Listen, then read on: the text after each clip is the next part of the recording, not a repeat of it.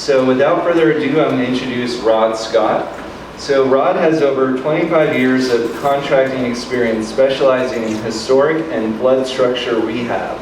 In 2008, after the devastating flooding in the Midwest, Rod pioneered the use of state and federal historic income tax credit programs for disaster recovery of historic buildings.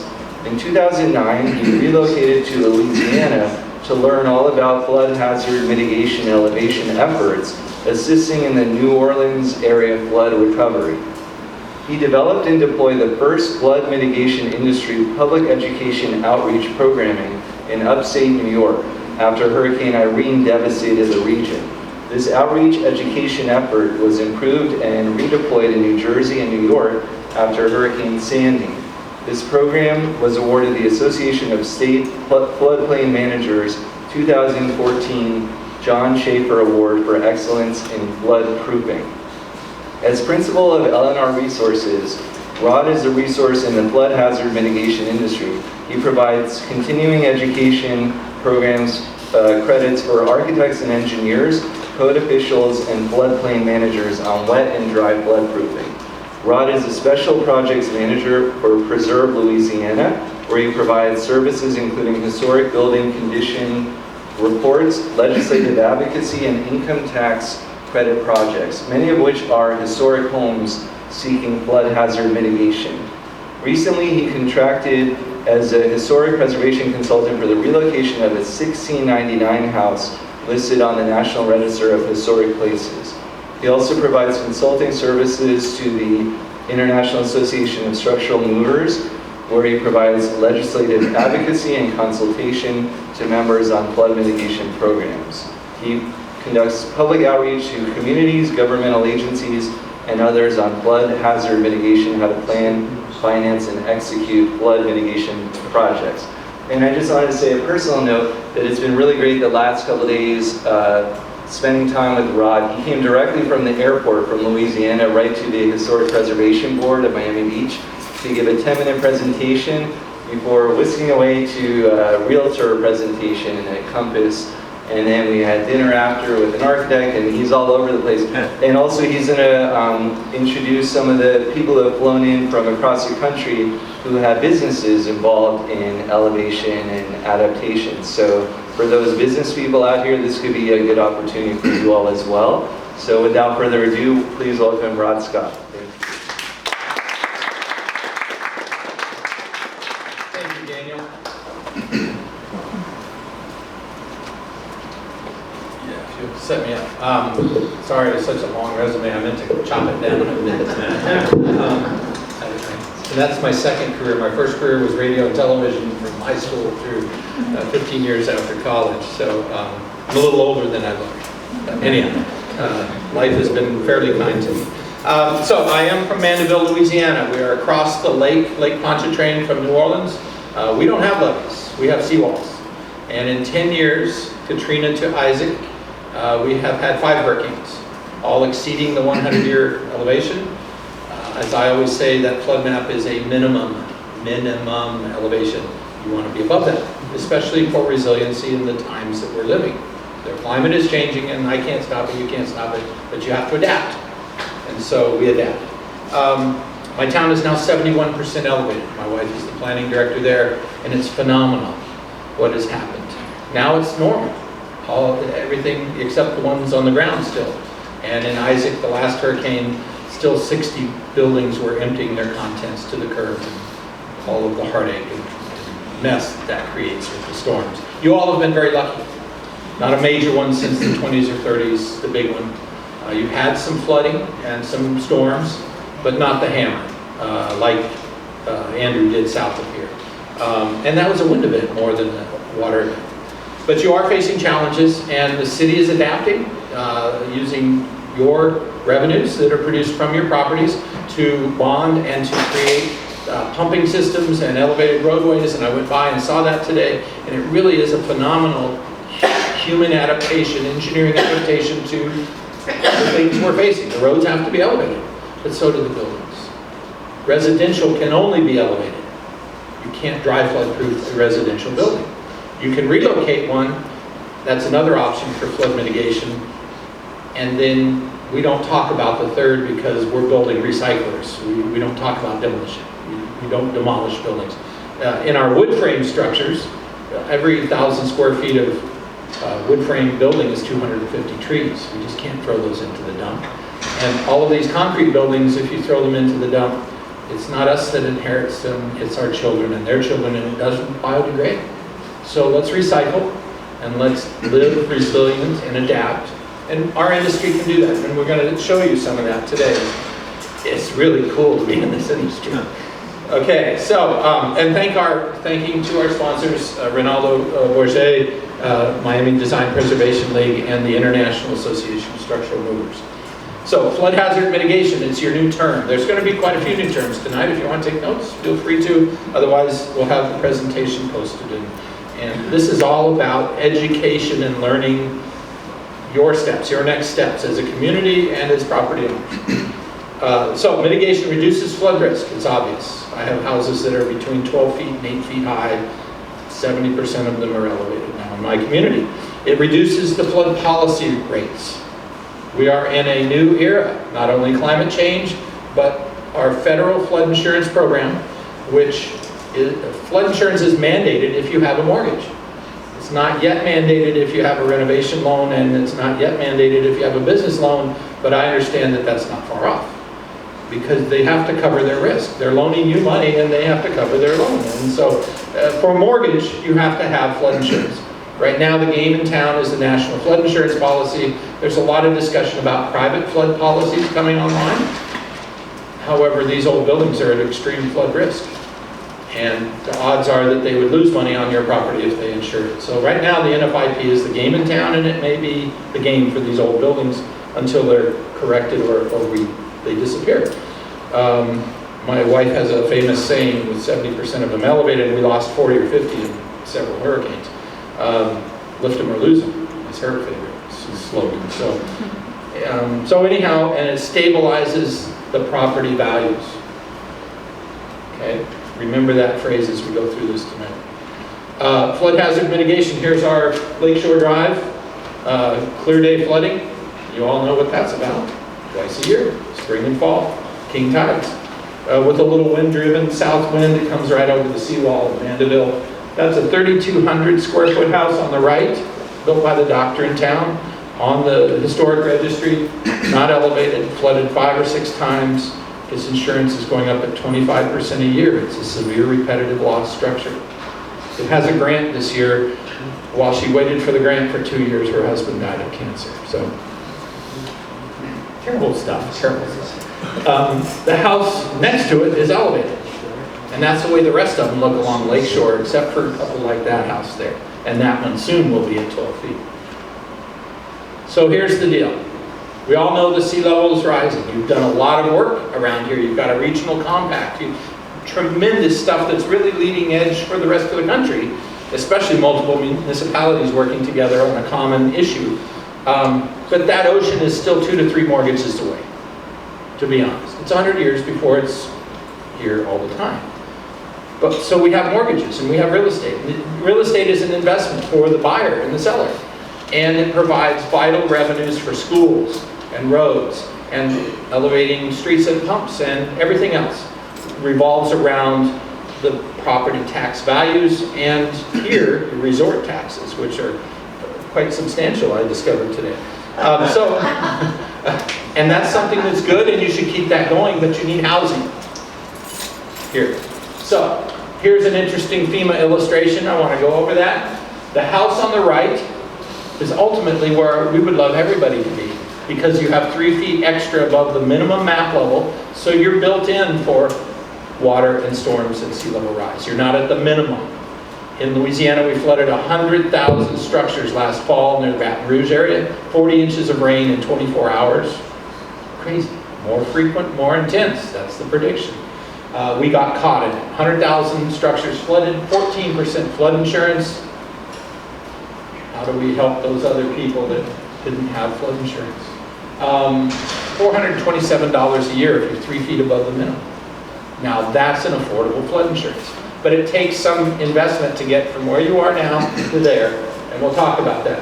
If you're at the minimum level, which is exceeded, if you have a house in the flood zone, the 100-year flood zone or 1% chance, now the percentage is over 20% that you'll be flooded within your 30-year mortgage, or have a flood in that area in a 30-year mortgage. So you're looking at $1,400 if you're at the minimum math level a year.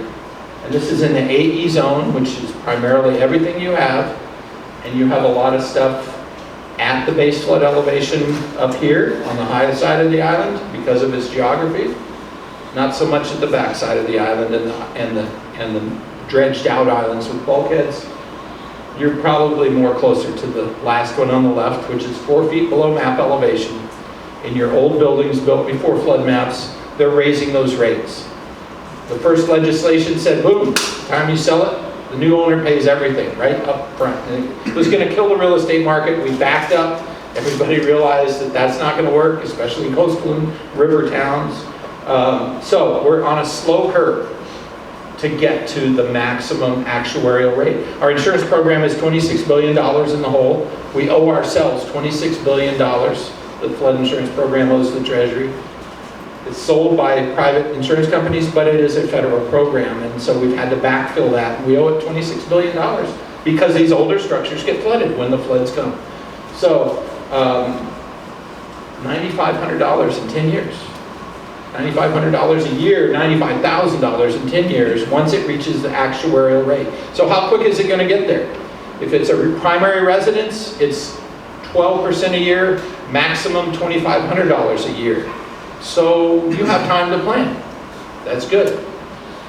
If you have a commercial income producing residential, apartments, hotels, if you have a primary or a secondary home, a resort, a second home, a beach home, and if you're a severe repetitive loss, which is twice or more at more than the value of the structure, or 4 times in 10 years at $5,000 or $10,000. I can't remember. They just changed that. You're at 25% a year increase. So primary residential is 17 years, we estimate, to get to the top rate, the actuarial rate of risk for your structure. If you're 4 feet, if you're below the flood elevation minimum, it's going to take you 17 years to get to that, whatever that final rate's going to be. And I don't sell insurance, you have to get that from your insurance agent. If you have a commercial property, it's probably double that, because you're allowed up to $500,000 in insurance compared to $250,000 for NFIP, for residential.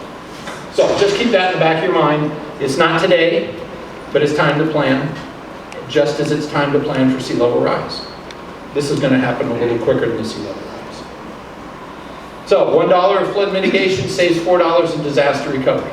That's a given, that's a national statistic, and you all haven't been hit in a long time, but the longer you go, the odds probably increase that at some point that storm's going to hit here. So flood hazard mitigation is an investment in property mitigation. Investment in property mitigation is for resiliency. Your heritage, because it's all the old buildings. The newer buildings built after the first flood map, correct me, 70, what did you say? 70s? 68%. 68, okay, it was early. For Miami Beach. We have some parishes, like counties, because we're in the French world still in Louisiana, 83, 84 were our first flood maps. So everything before that is an old structure. Pre-flood insurance rate map. Pre-firm is what they're referred to, pre-flood map. So heritage and value retention is why we do this. So this is the key. This is why I've done this. This is the first big elephant in the room that I discovered while learning this whole industry, is the property owners don't understand what's going on.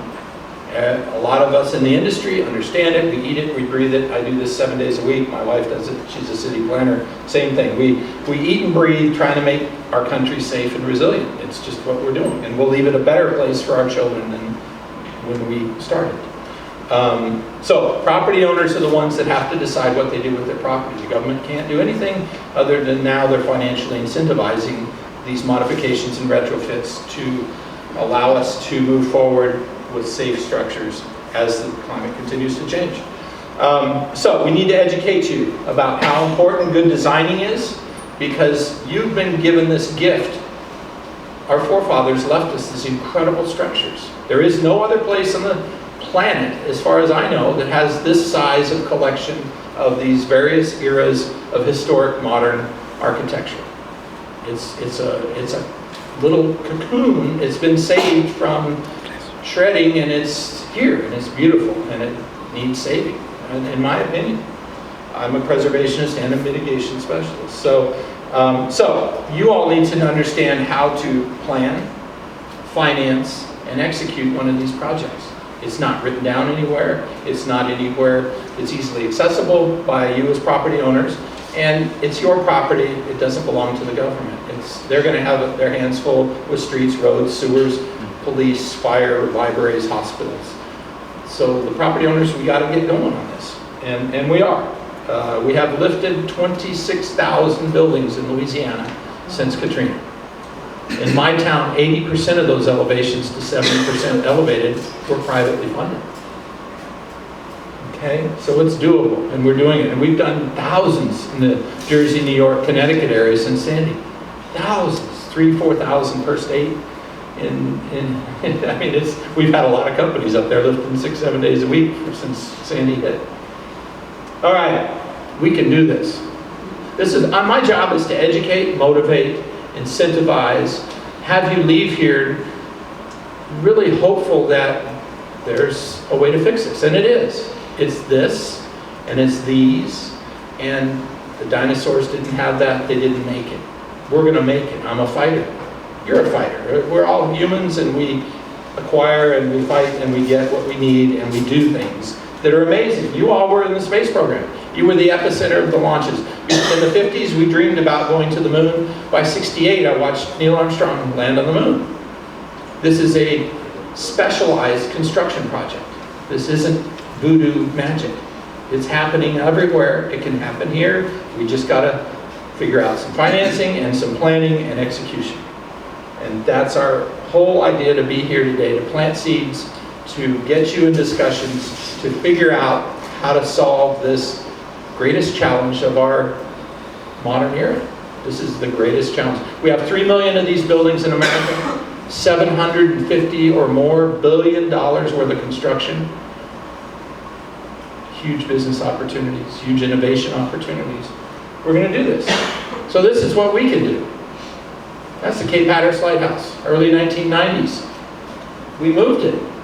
5,000-ton brick structure, moved 2,900 feet from the ocean, and put on a new foundation. We don't need to move your buildings, we just need to get them up, put a new foundation, or reuse the old foundation, depending on the engineering evaluation of that foundation. Incredible project, won international engineering awards. I know the guys that did this. It's pretty amazing still. Every mover I know would love to get one of these. There was only one Cape Hatteras Lighthouse, the biggest of them all. I got lucky early in my career in this industry to manage this project. After the Cedar Rapids floods, I was the chairman of the state nonprofit preservation organization, and with my contracting background, we were able to convince this National Czech and Slovak Museum, which was on the river, took 8 feet of water for 3 days, rushing water for 3 days, built in the early 90s, built 6 inches too low.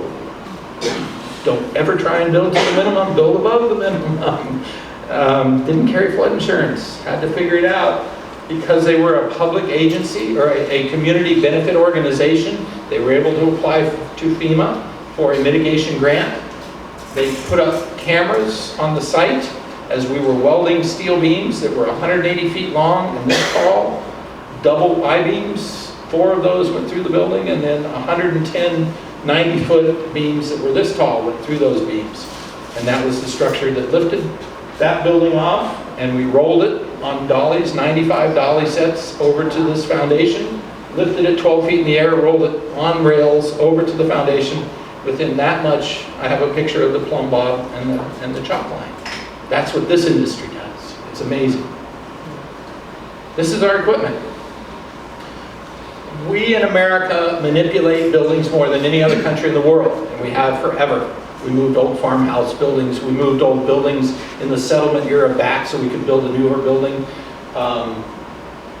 We did it with screw jacks and with individual jacks. All of Lakeshore Drive at one point was elevated in Chicago to provide more of an outfall for the sewer. At the turn of the century, when we were digging the Panama Canal, remember the Panama Canal? We did that, humans did that, we can do this.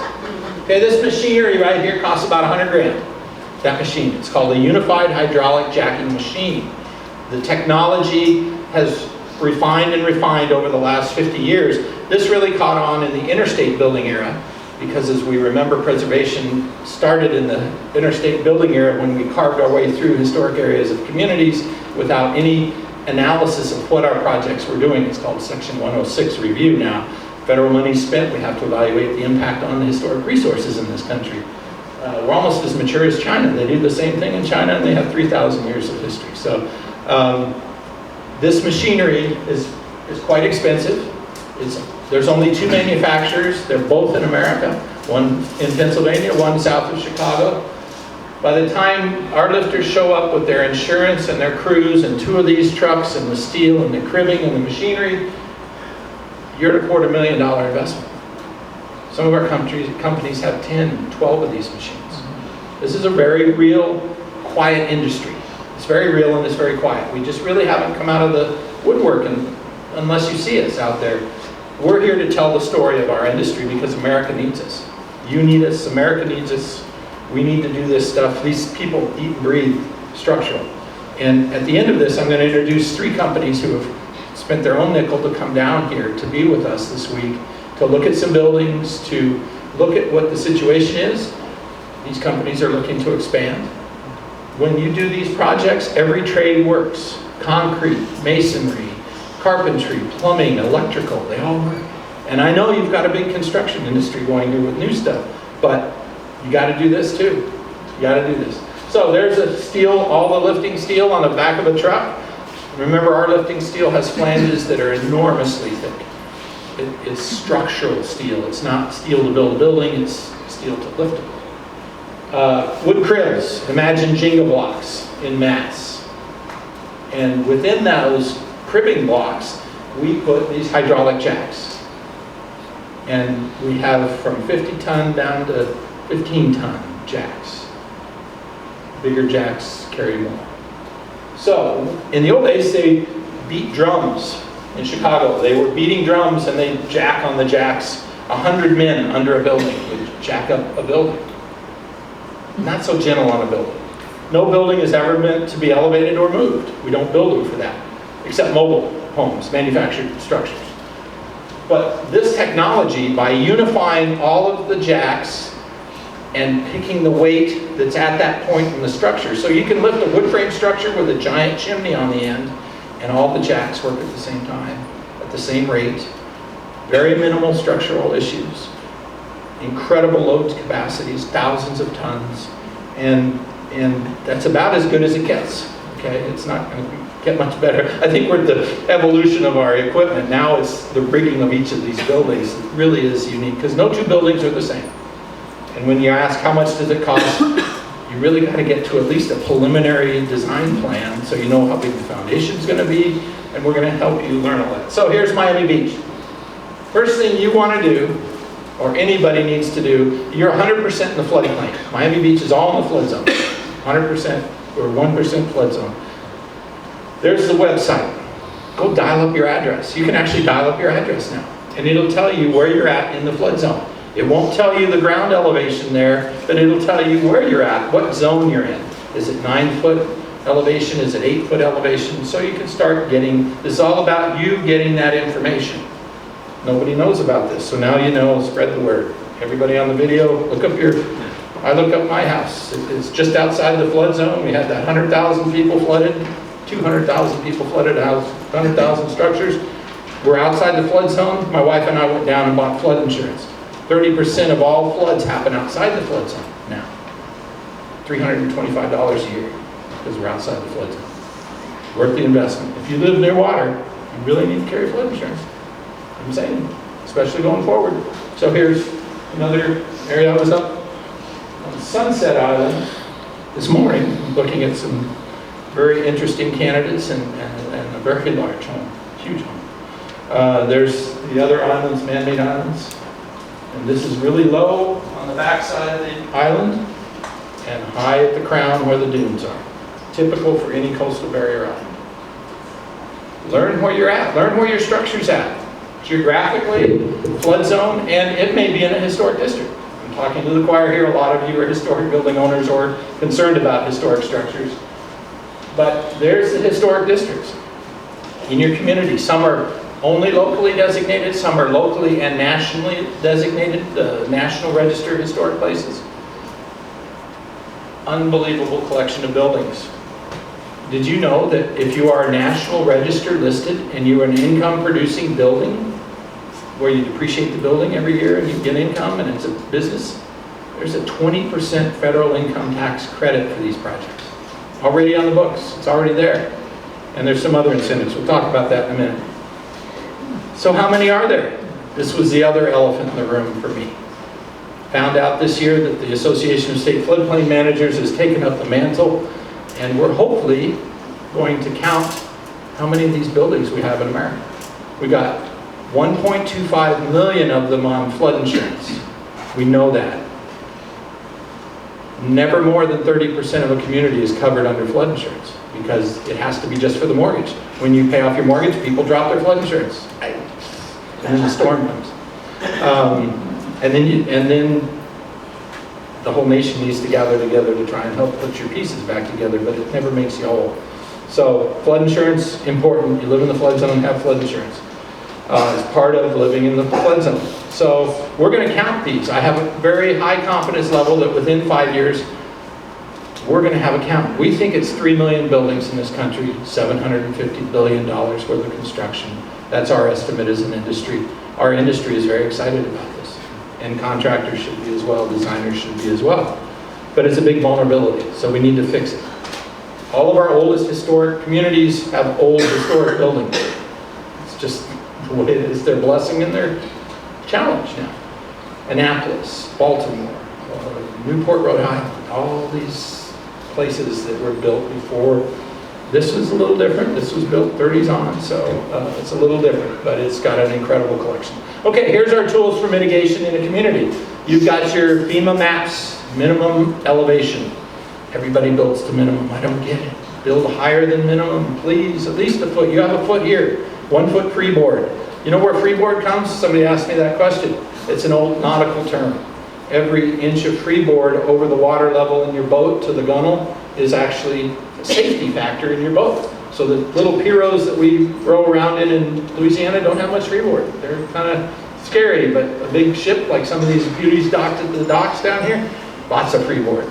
More freeboard, the safer you are. Local flood ordinance. Every community that sells flood insurance has to have a local ordinance in place. That local ordinance spells out everything that they do in the floodplain. If you improve the structure over 50%, you have to come into compliance, unless you're a historic building. I think that's going to change pretty soon, because we rebuilt New Orleans at 8 feet below sea level, and we used the exemption on every one of them. And how much money was put back into New Orleans to rebuild? And we're still ready to flood for the next time. Remember, 2 types of levees, the ones that have broken and the ones that are going to break. Because nature doesn't give a darn about a levee if it's big enough. And we're only good to Category 2. Category 2 is a spring hurricane down there. 4s and 5s are what we get, 180 mile an hour. Local freeboard requirements, you're blessed. Your community put a flexible freeboard. The only place in the country we've seen that from 1 to 5. Yes, sir. Incredible options for structure owners at that point. The CRS programs are very important, and there's certain things that the community has to do, and you all are CRS 6, same as our. 20% discount. Hopefully 5 next year. Yeah, that's what we're hoping to. But it gets tougher. Every step you go, you got to do way more stuff to make it even more resilient as a community. So that's just an overview. I'm going to talk about 2 programs that property owners have been using and are available to property owners to get a better picture of where you're at and what you're doing, and where you're going and where you need to go. This company is a Florida-based company, and they actually do reports on your property at the parcel level. And that's really exciting, because the flood maps are big picture, big transects of shooting of geography, and And so this outfit actually does a detailed report of your property, and realtors find it interesting, sellers find it interesting, and buyers find it interesting, the data that this provides. And this looks more even beyond the flood maps. It's frequency of flooding in the future as the sea levels rise and other issues like that.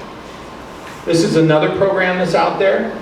It basically, if you provide your elevation certificate, which we're going to go over in just a second, hugely important document, to this company, they will evaluate the options that you have as a property owner and help you in that decision-making process. Do I elevate? Do I just have to put bigger flood vents in underneath, more flood venting?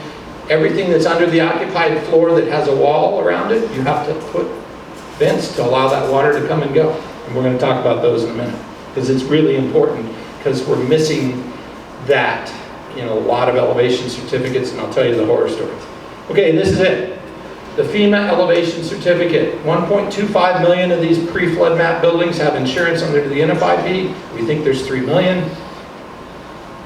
This sets the insurance rates. This exactly sets your building relative to the map elevation, your ground outside and inside your foundation, and they set the insurance rates off of this. We're missing 700,000 of these from the 1.25 million. Because until they changed the insurance to go to actuarial, it didn't matter, because you had $500 or $1,000 a year. You could buy and sell the house as much as you want, or the building, and it always stayed the same. Well, FEMA's raising the rates based on a guess of where your building's at right now. An educated guess, but it's not exact. We've had people go get these elevation certificates. Licensed land surveyor provides these locally.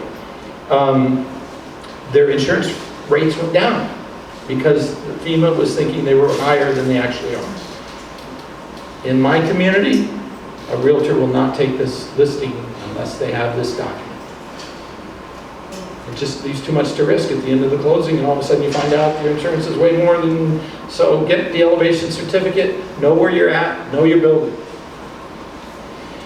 So here's just the next example. Part of the elevation certificate is if you have an area under an enclosure under your occupied floor, it must be flood vented.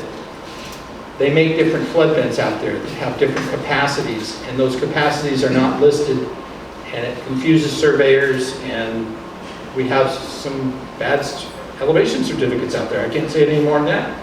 So I have friends of ours that elevated after Katrina, 12 feet high. They put an enclosure in underneath because they converted to a bed and breakfast, and they had to store their holiday stuff down there and whatnot, and they have a little seating area because you can't occupy that space down there. 12 feet, they should have been paying $400 a year. They had one vent, and it was listed on the elevation certificate as one vent, undervented. Their insurance company didn't note it. Their elevation company, or their land surveyor didn't tell them what that meant. They paid 40 grand over 10 years. After elevating their house 12 feet in the air. Flood vents are critical in that equation. If you have enclosed spaces underneath your structure, make sure they're not, if they're air vents, you gotta have 4 times as many as an engineered flood vent. And here it is. We love this oval vent in New Orleans. It only covers 19 square feet of foundation area. The flood vent that's engineered on the right-hand side covers 200 square feet of foundation. Big difference. If you're elevating your house and you want to protect it, you want the insurance rates, I recommend you get an engineered flood vent. This is just one of 2 that are certified and engineered for flood venting and certified by the International Code Council. There's 2 of them now that are certified. Okay, let's talk about tools for mitigation. There's relocation, wet flood proofing, dry flood proofing, and the elevation. We got to keep going on this. Dry flood proofing, I wanted to go over this basically because you have a lot of commercial properties that are non-residential that can be dry flood proofed as long as they have a concrete floor. Wood floor systems, you can't keep the water out. So basically, this is the requirements for dry flood proofing. It's available on TB3, Technical Bulletin 3 from FEMA. You can download it if you have a commercial building. City can help you, guide you in some of those directions. Contractors, architects can also guide you in dry flood proofing if you have a non-residential structure. Basically, it's barriers on the doors, barriers on windows, A sump pump must be inside the structure to evacuate. Remember, submarines even have sump pumps. Water always finds a way in. You're trying to dry flood proof it as much as possible. You're allowed so many inches, 4 inches over a 24-hour period in the building. We've increased the requirements. You got to now install that dry flood proofing once a year and take it down. In Europe, they do this as an event day. Everybody who has dry flood proofing in Europe, they put up all their barriers in one day, and it's a celebration, and they do that. Over here, not so much. 1,500 dry flood proof certified buildings. That's all we have in this whole country. Although you can do it on any non-residential building, over half of them have failed in an event. Because they put those panels for the doors way back in the back, and they store them on the rubber gaskets, and then they aren't numbered, and they put the wrong one on the wrong door. Water leaks in, and the place is ruined. And so now they've increased the requirements dramatically. The engineer has to certify it's been set up once a year and taken down. And so we're getting tougher on this. Okay, so that's dry flood proofing. There's a dry flood proofing certificate. The engineer has to sign off on that, design or architect. Here's your barriers for your doorways. I actually took a couple of pictures today of some dry flood proof buildings that have the mounting holes for the barriers in front. I thought it was termites, but it's actually the screw covers are for these barriers to put up in front. And then I went into the building where Compass is on Lincoln Avenue last night, and lo and behold, on the elevator, they actually have a button for flood, which takes the elevator above the flood level, so your elevator isn't destroyed in the flood. Good stuff. The other one is a newer product. Remember, this is a $700 billion industry. 10 years ago, we had 4 lift manufacturers to lift you into your new elevated structure. Now we have a dozen. Business innovation.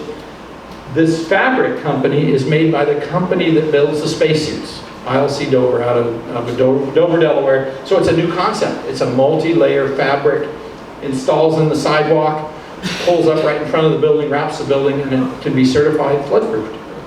In Jersey and New York, they have a lot of these big buildings where they store the barriers somewhere else, like in Jersey, where it's cheaper. They forget that in a hurricane you have mass evacuations, and we open all the lanes out. So how are you going to get all those aluminum boards in to cover your building? I'm just saying, guys. So anyhow, that's a point of deployment. This is a stored product. So there's 2 different concepts out there now, and it's growing.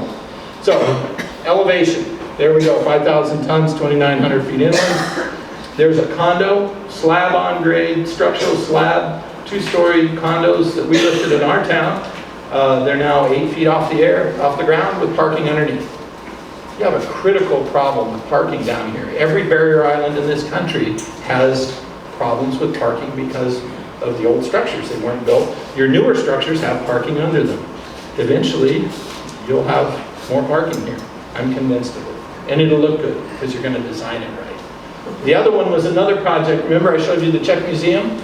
We worked 2 years on 2 projects. They both went off at the same time in 2010. There you go. That's just the way it is. This was a triple set of railroad buildings, historic railroad buildings on the Mississippi, flooded 10 times. They'd abandoned the railroad depot. 180-foot long railroad depot, wood frame brick skin, clay tile roof. This middle one is a solid brick structure, 2 walls thick, freight depot, and then the freight office for the Santa Fe Railroad. I grew up in Albuquerque. Santa Fe Railroad was big. Great honor to work on this project, but we elevated them 4 feet. They created the parking level up to the buildings again. It flooded twice since we elevated them. Not a drop of water, probably at least a foot under the building entrance level. And the railroad came back. Amtrak came back. We just hope Amtrak stays around. We've got some budget issues in this new administration with Amtrak. Okay, here's the big question, concrete block buildings. This one was in Jersey. We've got a couple of images of these concrete block buildings. This was early concrete block, actually made out of cinders, not the early concrete. Black ash cinders. And it was elevated right after Sandy. But we used bigger steel and more of it, placed evenly. We had to lift the chimney. And you can't really see it, but there's a whole wood frame brick skinned addition on the other side. Carried the bricks and everything with the wood frame. And so basically 3 to 4 days of rigging, a day of lifting. They had to move out. You know, they leave the slab behind. We take it off the slab. Some slabs you can elevate if they're structural. Some slabs you have to leave behind. And there she is, cribbed up. And I use a female term. It's a Navy time. Sorry, ships are feminine, and so don't get me on that. So there's the new foundation, flood vent holes, the chimney supported, about ready to pull out steel. A couple of weeks time, and a month to put it all back together. So 2 months, 60 days. We have some companies, turnkey, that are doing them in 40 on the island, Long Island, right down in Jersey. I mean, just they got it down. So here's a case study, the 3,200 square foot historic wood frame building. It's a severe repetitive loss in my community. It's on the ground, one of the 40 or 60 left on the ground. It'll now be at 9 feet above the ground elevation instead of paying, and her insurance just went up $2,500 again last year on top of the other. This is year 3 of the increases. So we're in year 3 of that curve. Her ultimate quote in the VE zone, she's in that voodoo zone, the worst place to be, next where the waves get 3 feet or more. She has a $35,000 quote right now, once she gets to that actuarial rate. So she's got to go up. She's a widow, I've been helping her, that's what you do, right? You help each other. We help each other, we get their community. There's the plans. It was a historic building, had to go through historic review. That's what she'll look like. It's kind of fuzzy. These things never turn out quite right. But it's a beautiful big staircase, and it's 9-10 feet off the ground, so you can park under it, use that space. We use lattice to cover and cosmetic. These are open foundations, remember. You may, if you only go in 4 or 5 feet, you may just have closed foundations with the air vents. I'm thinking parking is going to be a big thing down here. Everybody does parking and then it's uniform look. It's going to change your community, there's no doubt. But if we don't adapt and we don't change, then we don't survive. So let's do it together, come on. Here it is, steps to mitigation. Am I empowering you? Am I encouraging you? You need to be encouraged. This is doable. So get your elevation certificate. Without that, the designer can't figure out how high to put the building, foundation designs. We can't quote the elevation part of it. We got to have the elevation certificate to get started. Different communities, different surveyors, cost different, so go shop it around. Hire a design professional. If you're historic in this community, you'll have to go through design review, historic design review. I recommend the community start working on some designs for these. Charrettes, you have wonderful universities with architecture programs. We worked with Tulane School of Architecture. My wife has 5 architects that sit on an architect review board. You have a commission. Do that. Get those designs started. This is unique architecture. It needs to be an architectural with engineering, not just an engineering solution. Right? We learned that in Louisiana. First 2 years of elevations were all engineered solutions and left a lot to be desired because they're 200-year foundations. They're way better than the original foundations. So get that going. Because then you can bring that set of preliminary plans. You don't have to pay for the full set of construction plans, but the preliminary set of plans, you can bring them to the lifters and the contractors. You can get your budgets. Get 3 estimates. Then you got to shop it around for financing. There's only so much financing available right now, but we think once the word gets out and your city has a lot of influence in this country, South Florida has a lot of influence in this country. When the country really realizes that Florida, we think, has 500,000 or 600,000 of these buildings, and the economics of all that picture, that we're going to get some different financing than we've got now. The government's never going to pay for it all because it's private property and we got to just deal with that. But we need financing that's low interest, that's expandable out, maybe forgivable part of it, whatever. We don't have that picture done yet. This is really evolving as we talk. Get your financing. We'll talk about some of those financing options. Execute the project. Live free of threat of flooding, and you have low income or low expenditures on flood insurance, and you've stabilized the value of your structure. And different markets treat it differently. In my marketplace, because we're 70% elevated, when you get to this point, it might happen. Our elevated historic homes go above listing price. People bid on them. I'm not going to buy that one. I'm going to buy that one. It's really cute. It's up in the air. It's historic.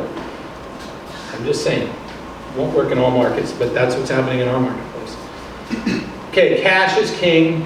Equity is the value you've accrued in your structure. and mortgage, second mortgage, things like that, or initial mortgage. Those are all financing right now. Income tax credits. You have an income producing historic building listed on the National Register. 20% of that project can be costed out in income tax credits. Every year you owe the federal government taxes, you take off on your letter of credit until you reduce that to zero.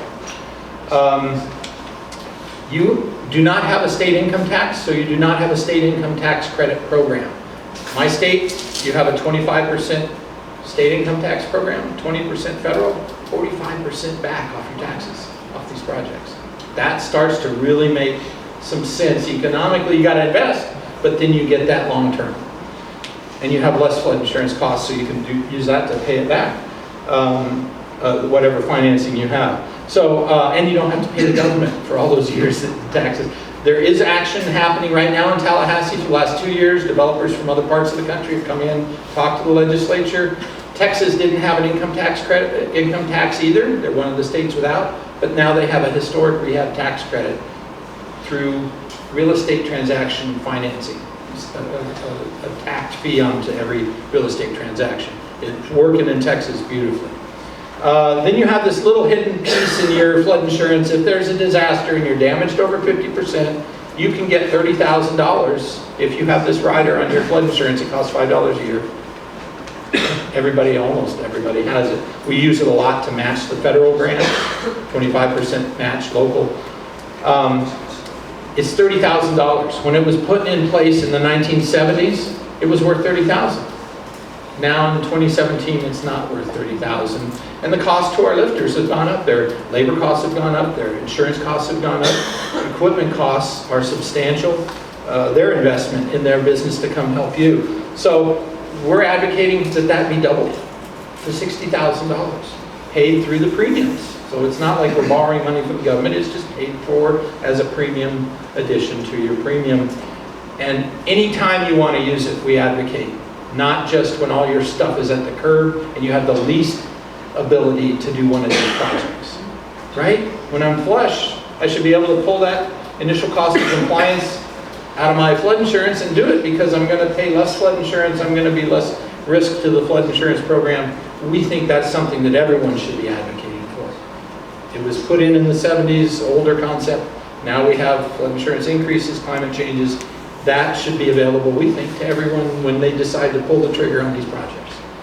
This is America. You can advocate for legislation. It's not China or Russia. Okay? We still have an American system that you can advocate for, no matter what your party. Pre- and post-disaster funding. Y'all haven't had a big disaster here. You've had some flooding from Andrew, some flooding. Catch me back up. Was Isaac something here when it came across? There's been a couple of flood events with some flood claims and disaster recovery programs. Luckily, that big Jonah thing stayed away from here. It really impacted north of here, and then Matthew really hammered the northern part of the state. St. Augustine, the oldest community of European settlement in the country, took it on the chin with Matthew. And a lot of historic buildings, pre-flood map, all got flooded. Really tough. Future sources of funding. Let's talk about this with advocacy, because you all should be aware. We imagine how much the banks are engaged down here in the flood zone. How many mortgages, business loans, and improvement loans are down here with our banking system? I think a low-interest loan pool with all the banks contributing that you repay, but at a very low interest, because the banks borrow from the federal government at almost no money. So maybe 1% or 2%, maybe at the most, way below a mortgage or a traditional loan. And it's a revolving fund. You pay it back, and then someone else gets to use it. So we're all working together. But just think about that for a moment. That's something our industry is really looking at and trying to figure out who to talk to in the banking associations and all that. Revenue bonding. You're already deep in it in the community. You've invested your future revenues to pay off based on your property tax values, pumps and street raisings and all of the critical stuff to keep you from flooding and manage the water as we're adapting. But those buildings produce the revenues. So we need to understand, right now in America, you can't improve private property with revenue bonding. We claim that this isn't improving private property, it's sustaining revenues. It's stabilizing, maybe increasing revenues to then pay off all those revenue bonds for adaptation. We still haven't convinced the world of banking or the federal government that they need to change those rules, but we think with 3 million buildings that we've got a shot at changing those rules. We're not talking about a kitchen addition, we're not talking about a roof, we're not talking about something that improves the property value. It's a compliance issue and a revenue preservation issue. So that's my argument and our argument, and maybe it gives some fuel to those of you who are thinking about this. We are an international association. We have members in multiple countries. We have guests here today. I have invited, or 3 companies actually came to me and said, can I come down and look at this area, look at the opportunities. My company is growing and wants to look at other marketplaces. So at this point, I want to introduce our 3 companies. Out of Quebec, Canada, my father's home. We have Manon and her husband, François. And then Jason DeVoe, family out of Wisconsin, took the opportunities after Sandy, moved the family down to the shore and made a great progress and great stuff happen. And he's here. Jason, stand up. This is our next generation of structural people right here. Our moving industry, house structural industry, is aging because they were all involved in the 50s in the moving of houses, and now their sons and daughters are starting to take on the reins, and we have this huge issue, and it's a good thing. And SJ, Stephen J. Hawk II, stand up, he's out of New Jersey.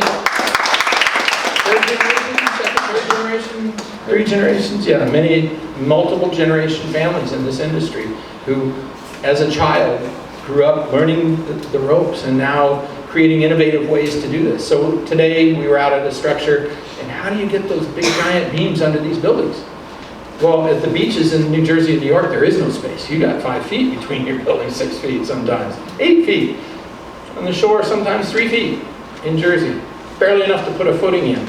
So they've separated their long beams into segments, and they have helper splices that go underneath, and they can slide those beams much quicker, much easier. Boom, the house is up quicker. Innovation works. And it's safe, and it's proven, and we don't do stuff that's not safe, and every rigging of every structure is 3 or 4 times the safety factor that is ever required. We build in fail safe, fail safe, fail safe. Because it's their business and their life, and very often their families are working for them. So final slide. Don't mean to take so long and kind of get going on this stuff. You can tell I'm a little enthusiastic. Flood hazard mitigation industry is here to help you. We're here to guide you. We're here to educate you, and we're here to do the work. And we thank you for coming tonight to learn and get motivated. And I'm here till the last question's answered, and our industry is too. So thank you very much.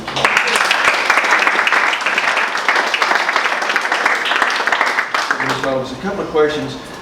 Number one, on the story limit, obviously you're not going to raise a 50-story skyscraper. They give up their 2nd floor and move the 1st floor up. But what's the story limit for both a wood floor system and also for slab on grade for actually elevating the building? And I go to city officials for that, as my wife always reminds me. We follow the rules in any community. You have this extra freeboard that's allowed, which allows now parking structures underneath, where most communities have 1 foot or 2 foot of freeboard. Right, but if it's a concrete block building, can you lift a 5-story building, or is it the limit 3 stories? Or 8 My stories? understanding is up to 5 feet is not calculated in the total height of the building in this community. You can go up to 5 feet above the map elevation. No, I'm We can elevate these skyscrapers here. How high? As you How want. high do you need them to go? I'm serious. Maybe not 30 feet, 40 feet, but I mean, even the biggest building can be lifted. We've proven it with you may have to have 20 companies in here to lift the fountain below. I don't think it needs lifting. It's right on the water. It's at the high point.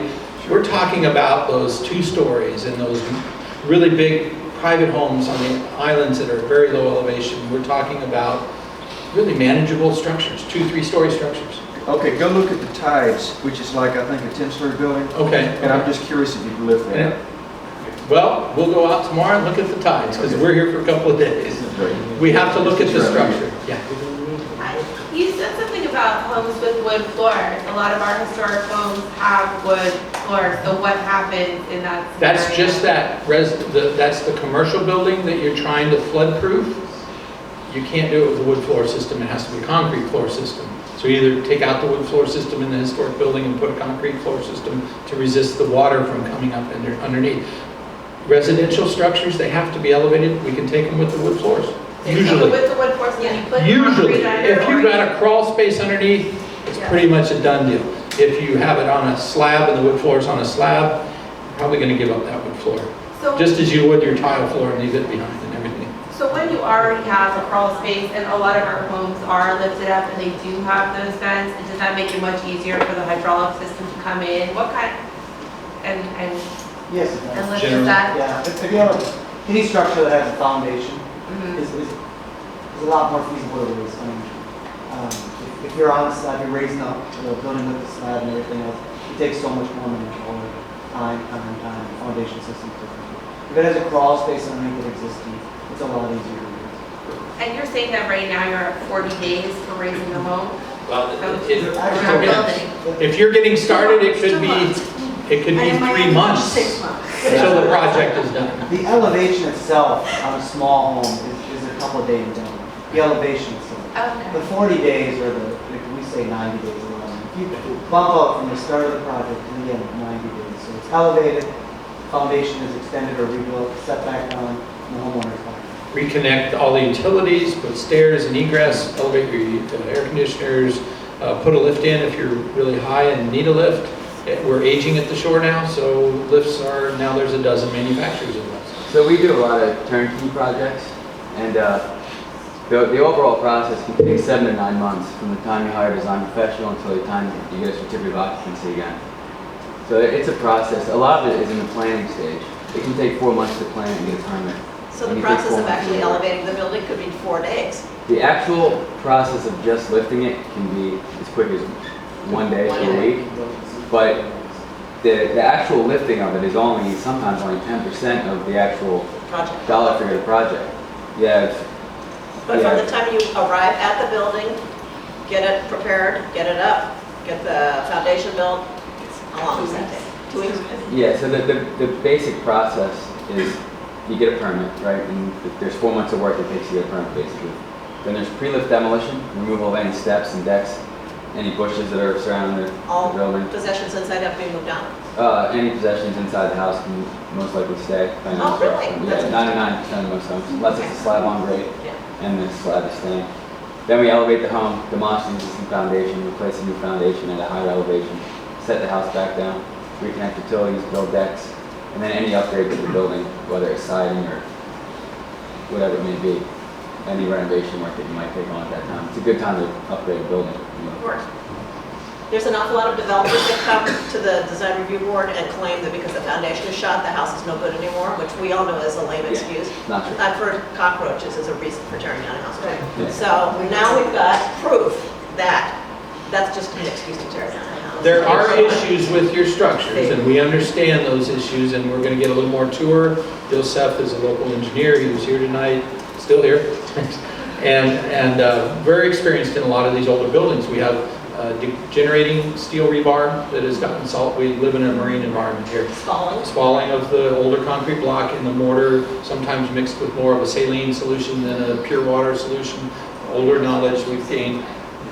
They really have been degenerated or closed up or anything like that with maximum environmental impacts. I share that we can fix them enough to elevate them. We can adapt them. You don't have the termite damage, but you've got spalling. So I just moved a house built in 1699 last winter.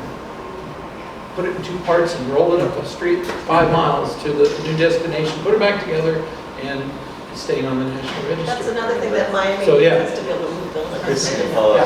I have one more question, because I think it's a little bit scary, the pricing on something like this. Let's say that you take a 2,000 square foot home, and you're not gonna do a bunch of improvements, but you just really wanna do the basics. Bare bones raising.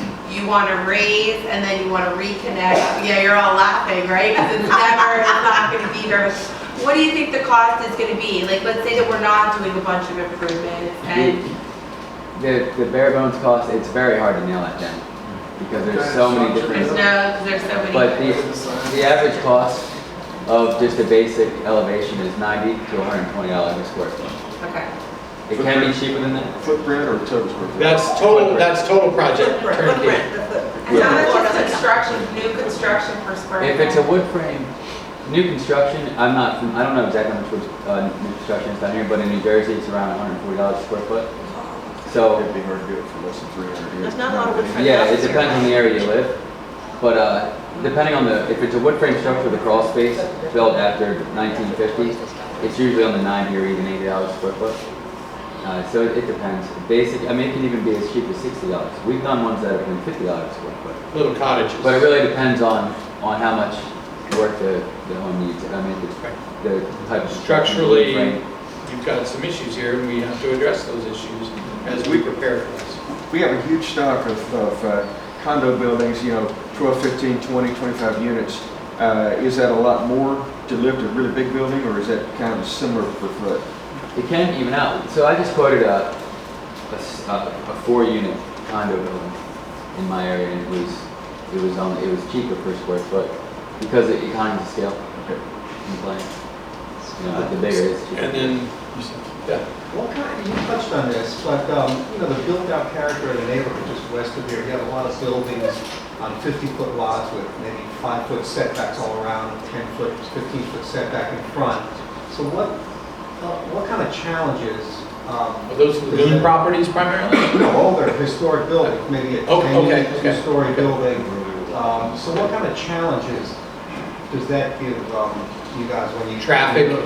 Remember the beach guys, traffic. Yeah, go ahead. If I could talk, that's a good point right there. The biggest part of all this in the planning stage is exactly what you said, that there's most of the buildings built before the 70s have non-conforming setbacks. So that's where you run into issues. Now each municipality is different, but a lot of times if you want to go above the base flood elevation plus the freeboard, you have to get a variance if you have non-conforming setbacks. And that's usually a state Well, that would be regulation. an issue, I guess, for the city to deal with if they. Yeah, and that I'm comes- talking about, I guess, the logistics of actually getting under the building, putting the beams, lifting it. We've never had an issue raising the building due to lack of space. And in New Jersey and New York and Brooklyn, some of those places down on Hogs Head, some of that stuff, 2 feet apart. We've raised a lot of buildings right in Atlantic City. Basically, we adapt. Right, and Mark? Great. First, thank you for both informing and inspiring us. We really appreciate it. I'm curious, you were very clear that the primary responsibility is on the property owner. You got to look up for yourself. Having said that, what is the role that a city government might play, and what is the role that community organizations might play to help? I should have been repeating all these questions, and I'm sorry. On the video, it'd be a little behind. But this is an important question, is private property owners need to deal with their own property.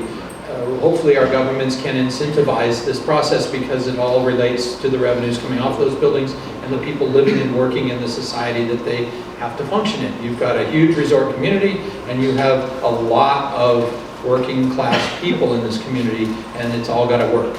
It can't just be high-end and resort, and the workers live somewhere else because the income structure is so different. So we need to all work together in communities and balanced communities.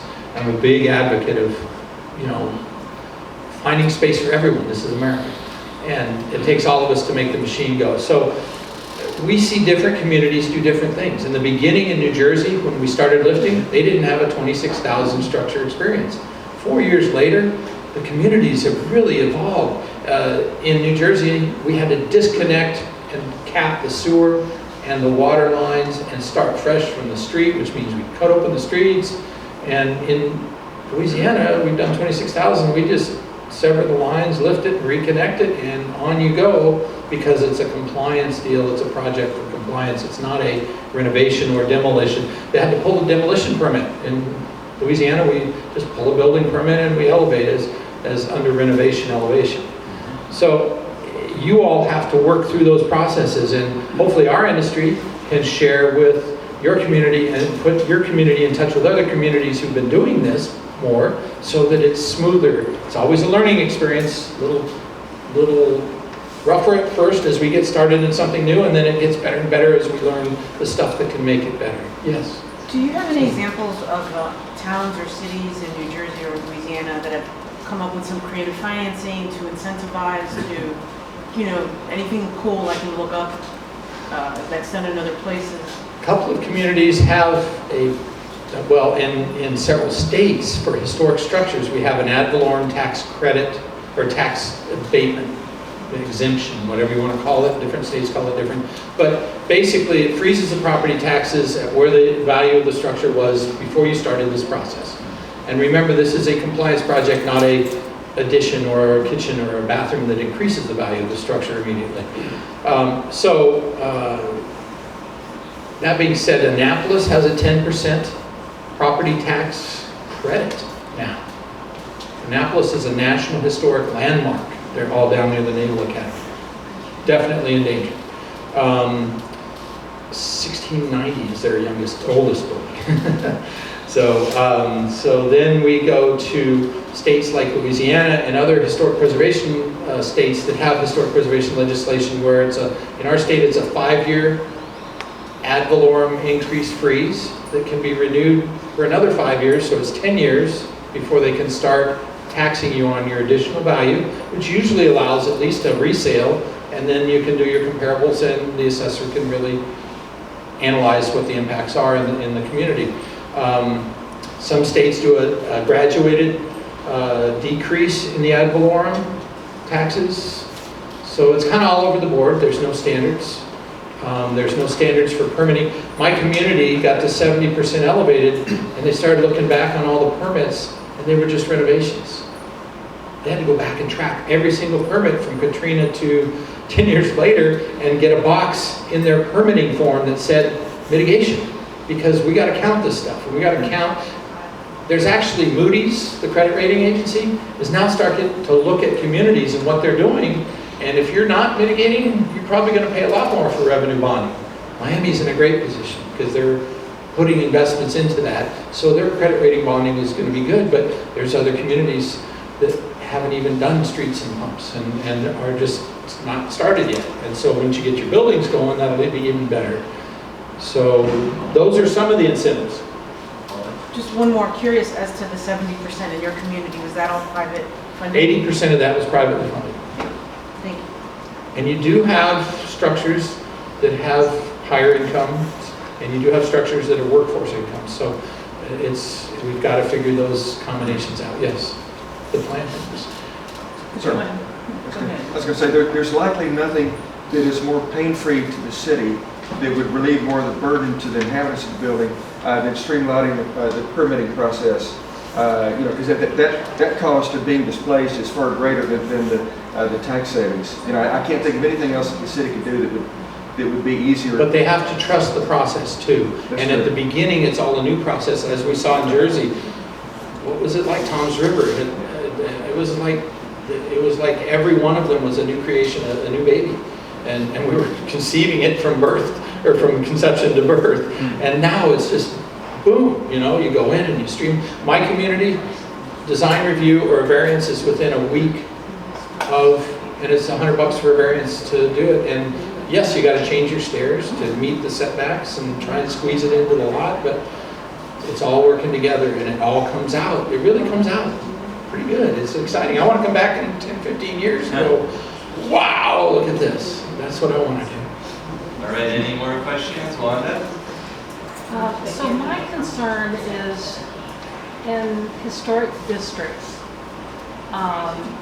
when, it's probably, when they're just being raised, individual owners, like in our neighborhood, there's, it's mostly condos, so multiple Multifamily. Owners. And so when it's happening, maybe one building at a time, my concern is, what does that do to the streetscape?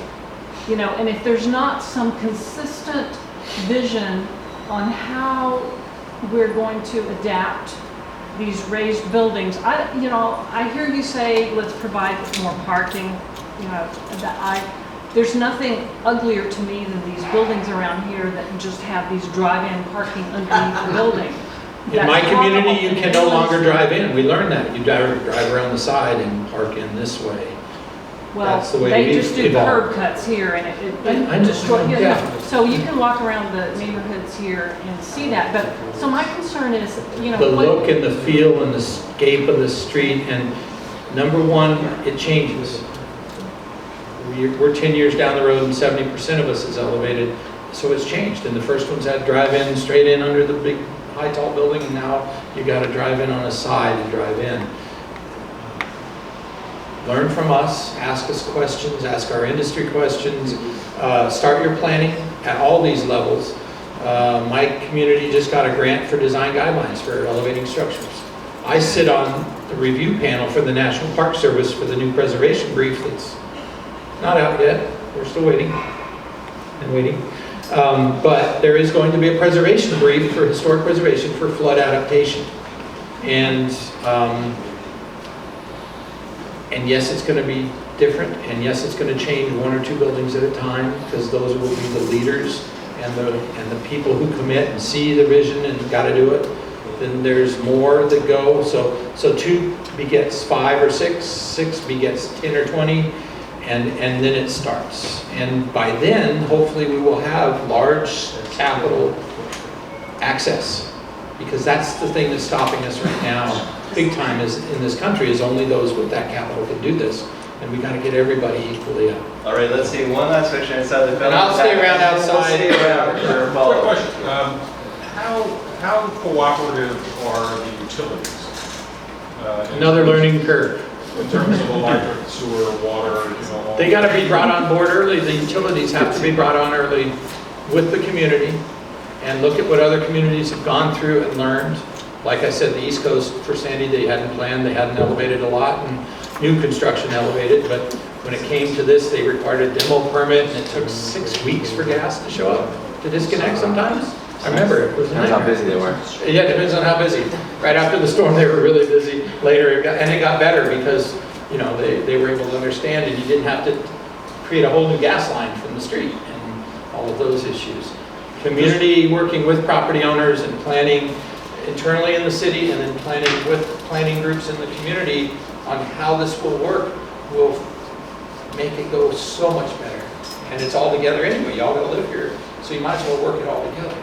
Just one follow-on question. Sure. In terms of mechanicals, you find that you have to move, you know, air conditioning units, furnaces, you know, heater, you know, Great question, just yeah.